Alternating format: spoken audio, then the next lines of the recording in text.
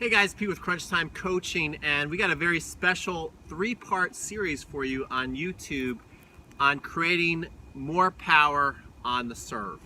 Now, I have a following of 12,000 plus passionate tennis players, and I surveyed them and asked them anything, if they could improve anything in their tennis, what would it be? And the majority of people were saying serve, and specifically that they want more power on the serve. And why wouldn't you want more power on the serve, right?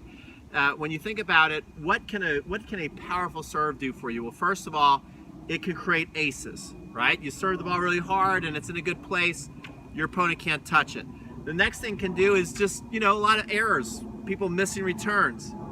And then finally, a lot of easy second shot opportunities to where you hit a good serve, the ball does come back, but you're in control of the point. And if you look at the professional tour, the men's tour on singles, the average point is 4 shots or less, and in doubles, it's 2 shots or less. And why is that? Because there's lots of big serves with good placement that's setting up easy second shots, or on return of ball, the ball is not even coming back. So today, what we're going to do in today's video is we're going to analyze where do we most want to focus on in our body to start generating power.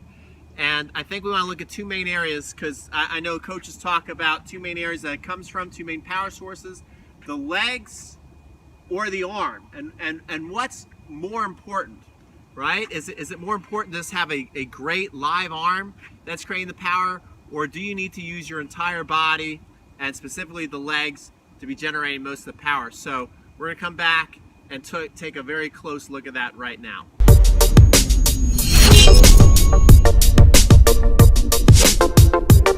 All right, guys, so to get started here and figure out what's the most important thing, is it having a live arm, or is it building the power through the ground, up through the legs, into the racket? Lots of people that's called the kinetic chain, by the way, to where you're using the ground as power and building up the power into the racket. So let's take a look at the 2, and you can kind of decide for yourself. So what I'm going to do here is I'm really going to look to use a lot of legs, jump into the serve, and hit that serve. So here we go, guys, using those legs, powering up. We're going to dig down in the ground and hit that serve. Pretty good serve there. So you can see I used my whole body, got the legs bent, went up, hit a pretty powerful serve. But let's take all that out of there just to see the importance of using your arm. In fact, what I'm going to do is I'm going to get on my knees right now and just hit serves from down on the ground, and seeing what kind of power I can conjure up from the ground. You can see that I'm still almost hitting the fence there. So here we go, going to set up, just using that arm.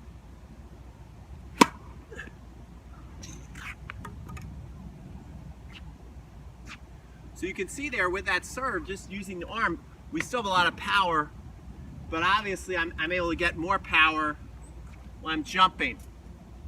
But let's just take a look at I'm just using my arm and standing, how much power. Try and take the legs out of it. I'm going to keep my legs completely locked. 0 legs, 0 jump, and just throwing up and hitting that ball. You see that I can still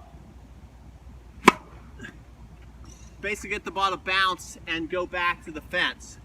So to answer your question, how much difference does the jump and using the body make? Not as much as you'd think. You're going to get more power out of using your whole body. But let me tell you why it is crucial, and why it is the absolute right way that you want to think of using your entire body, the kinetic chain, to ultimately get the most powerful serve consistently as you can. Because if I'm just using my arm, if I'm just coming up here all the time and just coming up and arming my serve, my arm is going to start to wear out. It's going to get tired. It's going to get hurt. It's going to get injured. When you just are just basically using your arm for all the power, that arm's going to wear out. It's going to wear out in a match. It's also going to wear out, over time, and you're going to get injuries, and it's going to get you off the court.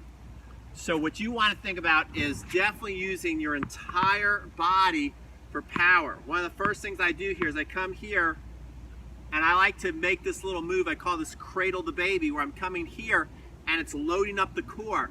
And then as I come up into it, I get a nice bend and jump up, and I'm looking to uncoil all this in the body so that the arm is more protected. It's not about the arm strength getting the power there. So let's take a look at this. So you watch, here I come. I'm going to come here. I'm going to get that turn up and hit. And you can see there we had a pretty powerful serve.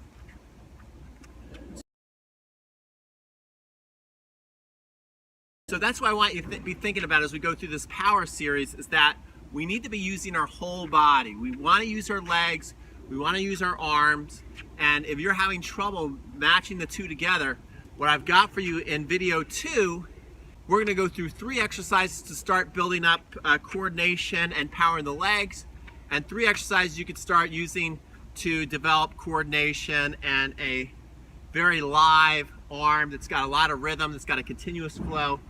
And so we're going to be back with that on video 2, and you can check it out somewhere around me. All you got to do is click the link.